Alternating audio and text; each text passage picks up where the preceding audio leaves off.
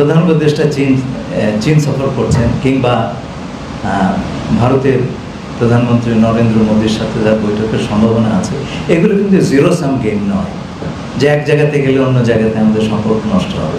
আমরা সব জায়গাতে গিয়ে আমাদের সুবিধা অনুযায়ী এবং পারস্পরিক সুবিধা অনুযায়ী যতটুকু এগোতে পারি আমরা সেইটার চেষ্টা করব।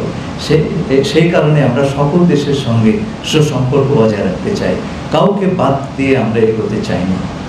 বিমস্টেক গত 25 বছর ধরে এক্সিস্ট করলেও তার কর্মকাণ্ড আরও বিস্তৃত হবার এবং শক্তিশালী হবার প্রয়োজনীয়তা রয়েছে, এবং সেই উদ্দেশ্যে বিমস্টেক ব্যাংকক ভিশন 2030 এই কৌশলপত্রটি এইবার সম্মেলনে গৃহীত হবে।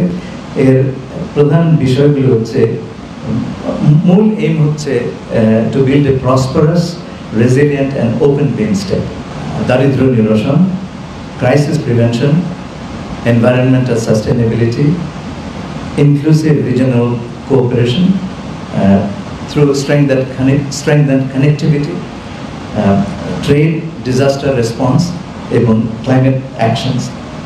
এছাড়াও রয়েছে people to people cooperation।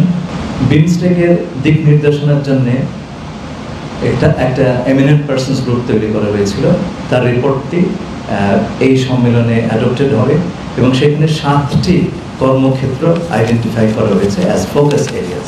এই সম্মেলনের শেষের দিন একটা গুরুত্বপূর্ণ ঘটনা ঘটবে, তা হচ্ছে আগামী চেয়ারম্যানশিপ অফ বিমস্টেক থাইল্যান্ডের প্রধানমন্ত্রীর হাত থেকে অর্পিত হবে আমাদের মাননীয় প্রধান উপদেষ্টার হাতে, এবং বিমস্টেকের পরিচালনার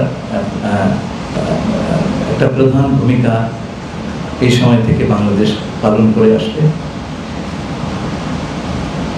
এই সম্মেলনকালে মাননীয় প্রধান উপদেষ্টা বিমস্টেকের বিভিন্ন রাষ্ট্রের সরকারের প্রধানদের সঙ্গে আলোচনায় দ্বিপাক্ষিক বৈঠক করবেন। এছাড়াও উনি 2টি এগ্রিমেন্ট এবং MOU সাইনিংয়ের সময় উপস্থিত থাকবেন। পরশুদিন অর্থাৎ 4 এপ্রিল উনি ঢাকার উদ্দেশ্যে রওনা করবেন।